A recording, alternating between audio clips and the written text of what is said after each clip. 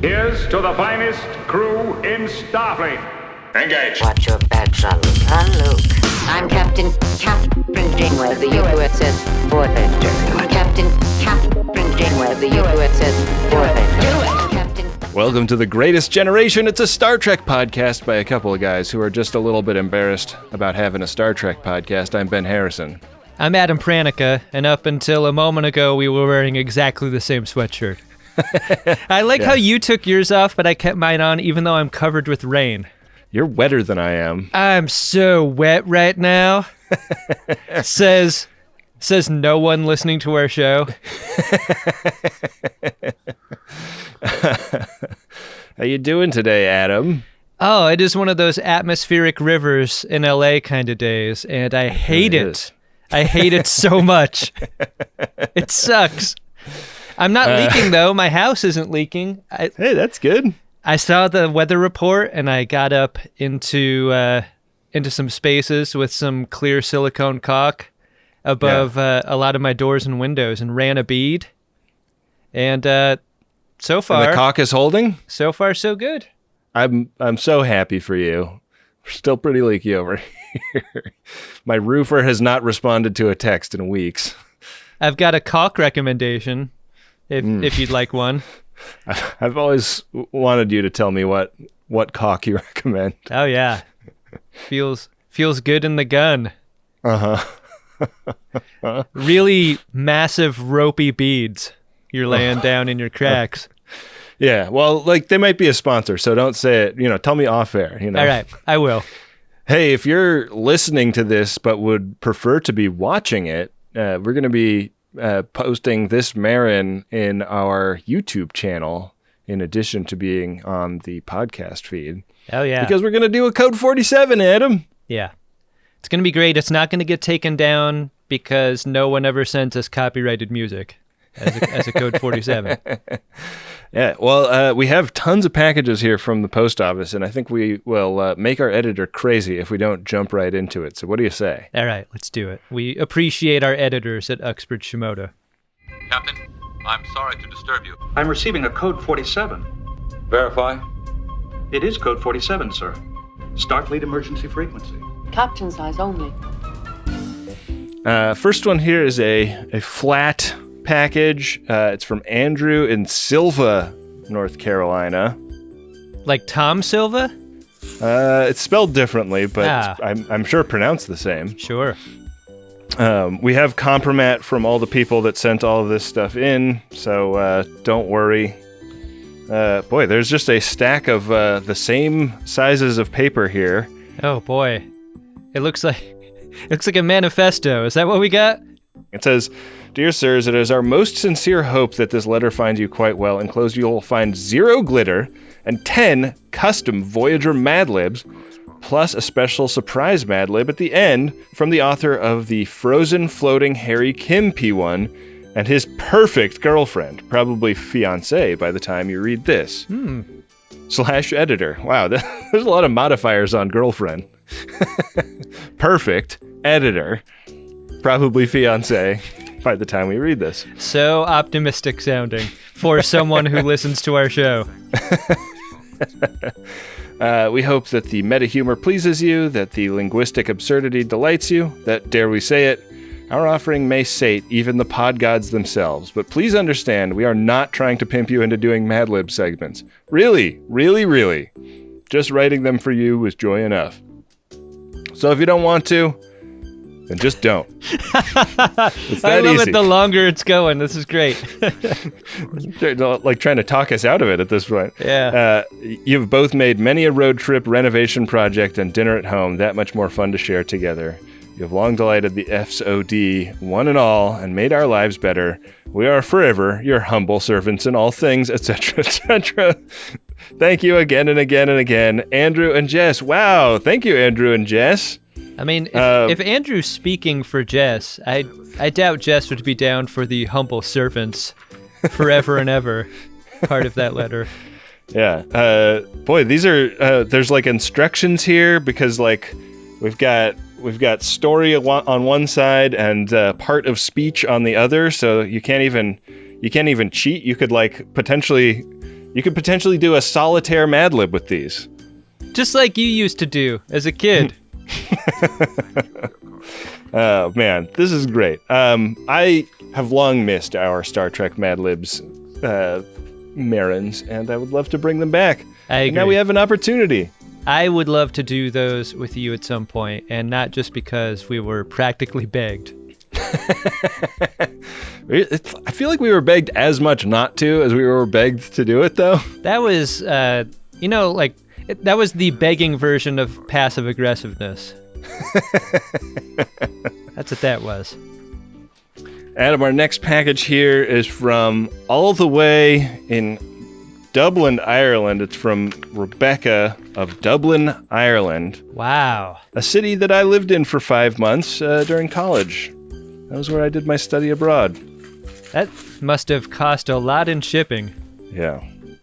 All right. Dear Ben and Adam, greetings from an Irish FOD. Yes, the package has made its way from Dublin. Enclosed is a rare and specifically Irish piece of Star Trek TNG merch. These are locks of Orla Brady's hair. These are mini rolls of hard sweets, candy, made under license in the 1990s by Oakfields, an Irish sweets company. As a kid, I sent away for the collectible A4 poster, which was for your collection of holographic stickers, one in every pack of sweets. Having found my incomplete poster, I bought a bunch of unopened sweets on eBay. Sadly, my collection is still incomplete, but I thought, who better to share my duplicates with? You can fight over who gets the boy and generic Romulan. I know a European date for a live show would be too much to ask, but if you ever find yourself on the Emerald Isle, you have some loyal fans here already. Always happy to dust off my walking tour of Dublin for you and fellow FODs. Enjoy, Rebecca.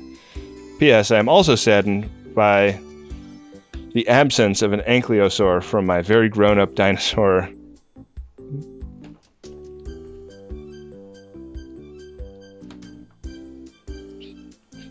Chicanery? Ankylosaur. I don't know what this last word is.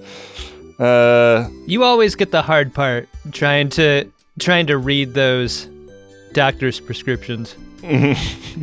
Well, Adam, I'm going to open up this interior package. It's kind of, I don't know, maybe you could fit like 4 decks of cards, kind of a size. Oh, man, and they are still in the package, these sweets. They are Star Trek The Next Generation sherbet-filled fruit-flavored drops. Look at that. Those aren't Rolos. It contains a collectible holographic sticker. And what do you say I rip into one of these and see what kind of sticker we got here? Oh, man. Is that the sticker? That Commander Riker sticker right there?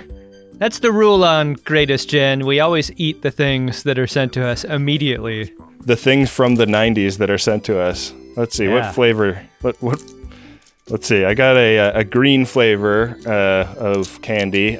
No word on whether it's green because it's so old or because that was the original color that it was. I think misophones will be interested in knowing whether or not that's a hard candy or not. Is that a chewy?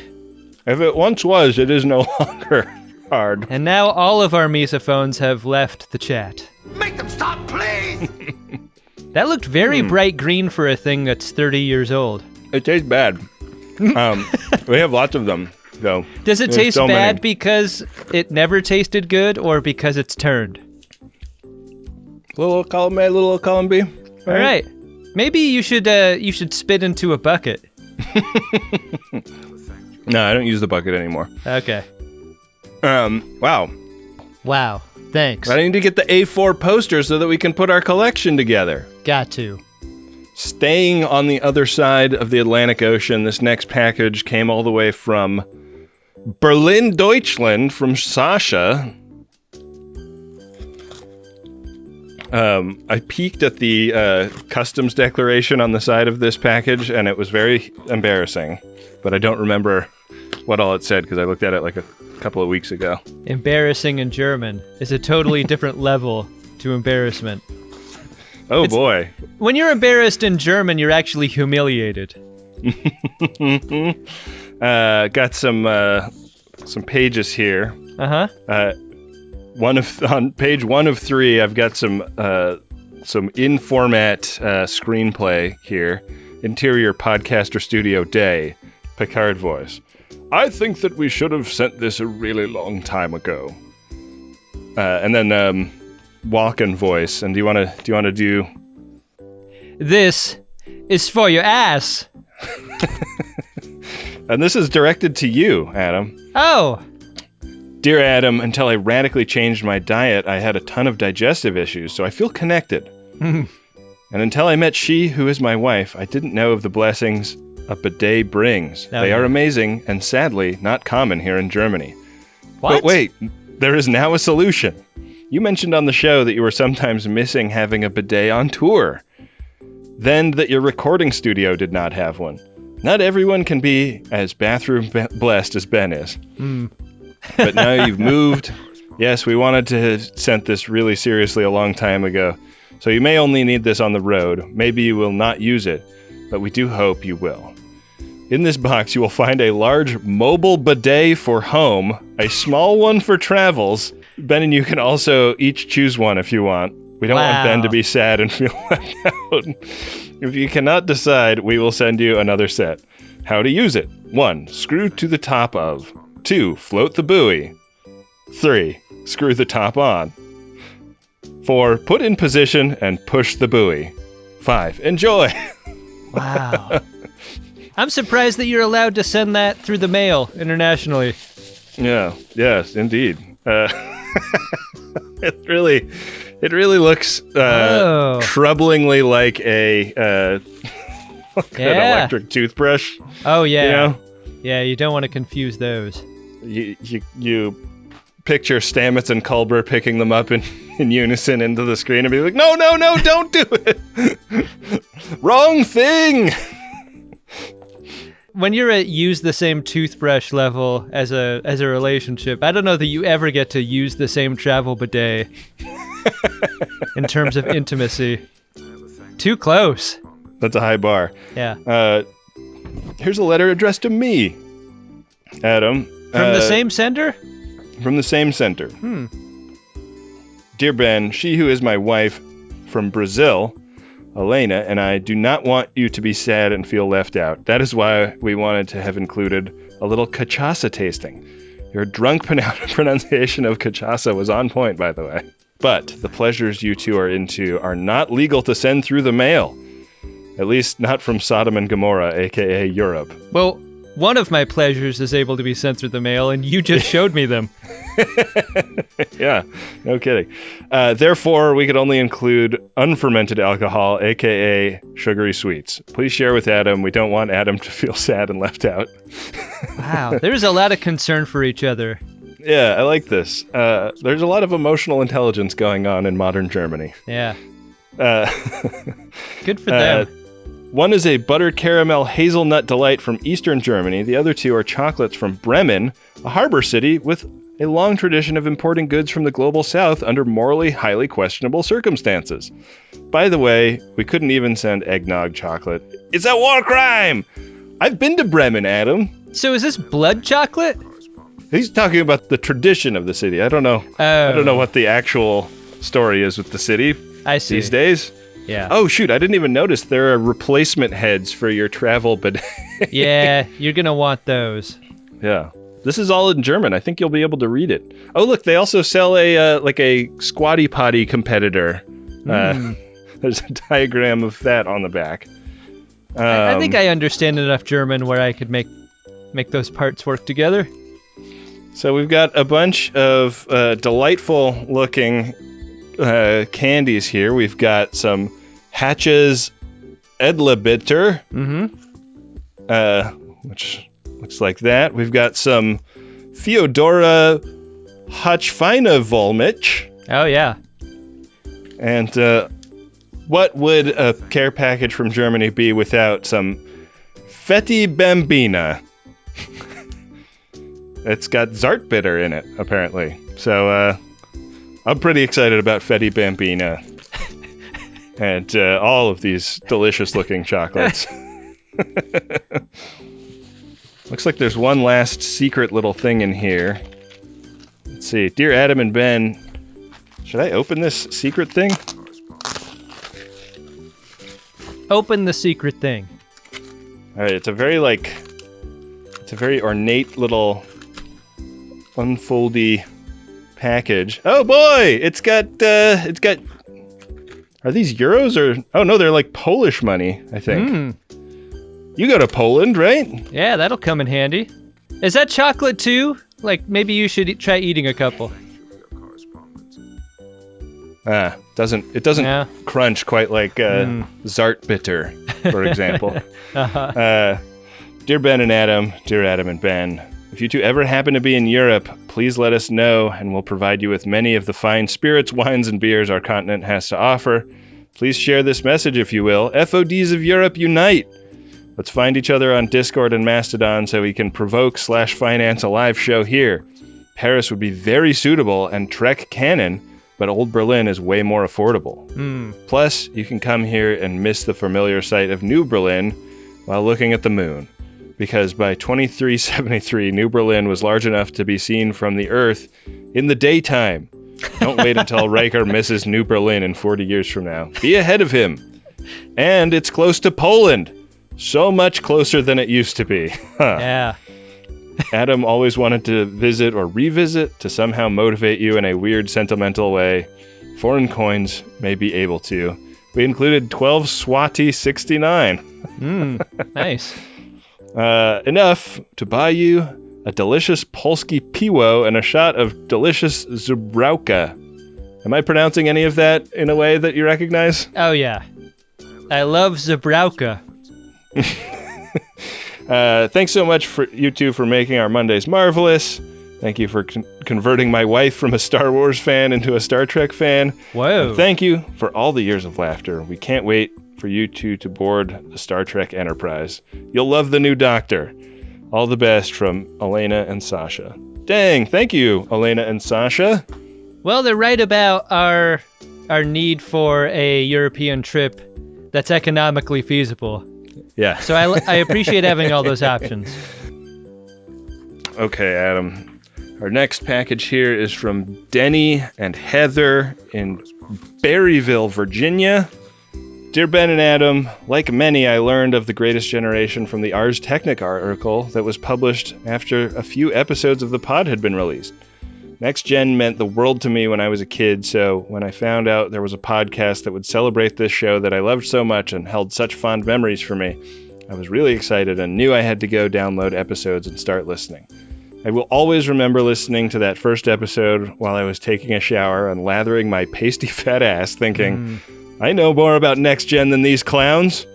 When a magic moment occurred at the 14-minute mark of the episode when Adam suggested to Ben a certain inescapable fact about our dear captain's past and his potential relationship with a certain beloved The Boy.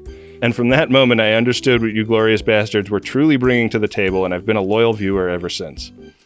Enclosed, you will find the auction catalogs from Sotheby's, where they had a very large prop and wardrobe auction when the Berman era of Star Trek was winding down. I enjoyed these photos of the props and thought you gents might too, and if nothing else, you can see from the included sales summary just how much money Garrett Wong dropped. Best wishes as you continue boldly potting where no pod has potted before. Sincerely yours, Denny. Wow. And then there's a second letter here from she who is Denny's wife, and she says, as she who is Denny's wife, I was introduced to the pod by overhearing an episode he who is my husband was viewing. My first thought was, why are these guys embarrassed to like Star Trek? Star Trek is awesome. And I was slightly offended. But then I heard the drunk Shimoda bit and have been a loyal viewer ever since. You guys have kept me laughing and helped me through my dad's battle with pancreatic cancer, losing him and the subsequent depression. Thank you for bringing a light to some very dark times. Thank you for creating such a wonderful community of FODs, and thank you for inspiring us to install bidets on all of our toilets. There's a real theme this episode. Yeah. See, Ben, we have done some good in the world, haven't we? Yeah. LLAP head. P.S. Factory Seconds and Santa Monica Mountains are incredible. Wow. These are the actual auction catalogs of some actual Star Trek crap. And a bunch of those props needing to be glued together. Yeah, these are full color. Looks like a high quality document there. Like no glossy, thick pages. The command chair from the bridge was auctioned off. Amazing. Oh my god. There's so much cool stuff in here. We gotta take Garrett Wong up on his invitation to go over to his house. I can't wait to see his prop collection. I'm sure that he's rescinded that invitation by now. Man, look at these spaceship models. Amazing. We could have owned these if we were on top of this years ago. We were not on top of it. We fucking blew it, Adam. Yeah. Oh man, look at all the beverageware from Star Trek that we could have gotten. Bottles and glasses from Quark's Bar. It's getting more upsetting the more you show me. Well, this is just the greatest, and there's 2 copies of this, so you'll have one to look through as well. And that's great. It is fun to look through. These auctions were in 2006, Adam. So we missed the boat by quite a lot. The only way to get back to that auction is time travel. Time travel. Yeah, maybe we could get our hands on some chronometric particles. Yeah. All right, second to last package here. This one is from Kia in Danville, California. And before I taped up the addresses on this box, I happened to notice where Kia lives in Danville, and it is like a 10-minute drive from where I went to high school. So, wow. Yeah, kind of fun. And unfortunately, that's as close as you're allowed to get to any high school. This says, to Ben and Adam, read one first. 2 only if you really want to. Heart Rice Cube. So I guess there's... Oh, I see. There's 2 letters in here.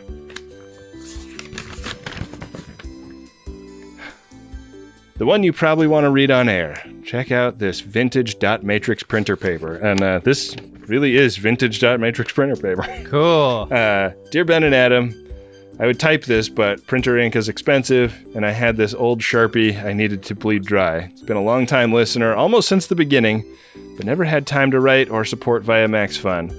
But I felt like I owed you something for the years of enjoyment and chuckles, so please find enclosed some near mint condition comics.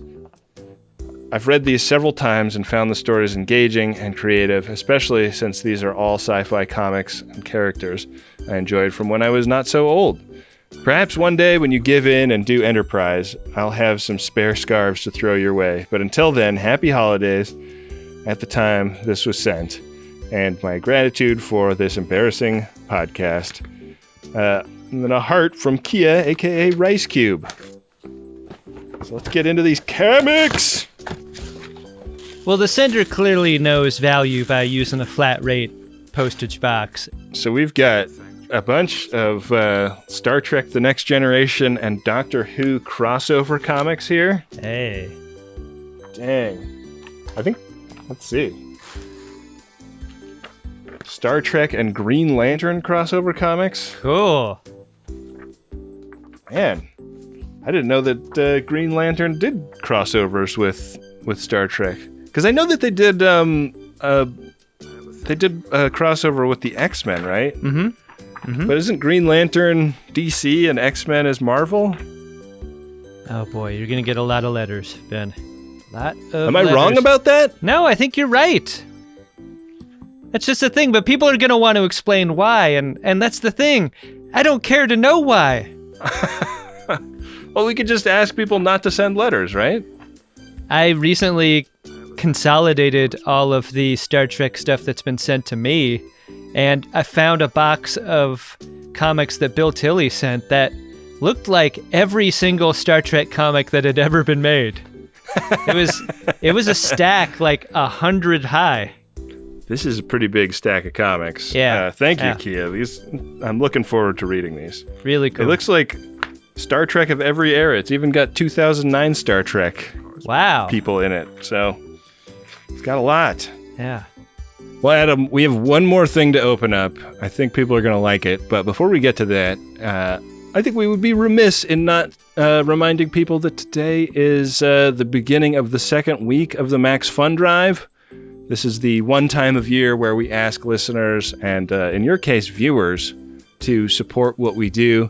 If you've been liking us making videos, for example, this is a new thing we've been trying and a new amount of cost that we've been incurring. Like, we pay professional people to edit these, and I think it shows. I think that they have a real nice gloss on them. So, if you appreciate the podcast, if you appreciate the YouTube channel, why not consider supporting at MaximumFun.org/join? Well put, Ben. You just said it all. I just steamrolled over you. Now, thanks for watching the YouTube feed. It's, look, we're coming up with ideas. New ideas. Yeah. Every year, it feels like. And often those ideas are costing a little bit of money. And you can help offset those expenses by going to MaximumFun.org/join. I think the professionalism of this thing we do is worth something. Certainly worth what we pay. It's easily worth what we pay. But let's get to this last package. I think people could probably open a browser window right next to what we're doing here and go to MaximumFun.org/join while I fuck around with opening this. Oh yeah, anyone is just 3 clicks away from making it happen. So grab a credit card, grab your partner's credit card, grab a credit card you found in the street. Or on the dark web, wherever. Yeah. MaximumFun.org/join. And thanks a lot for your support. All right. We have one last package, and this one I did have to take a peek inside to ensure that it wasn't a glitter-related package, because I think maybe what happened is it busted open in shipping, and the post office had to repackage it. Oh no! Because it's like fragments of an exterior that are taped on here. Interesting. And you got office. the post office equivalent of a TSA ticket that said that we looked through your package.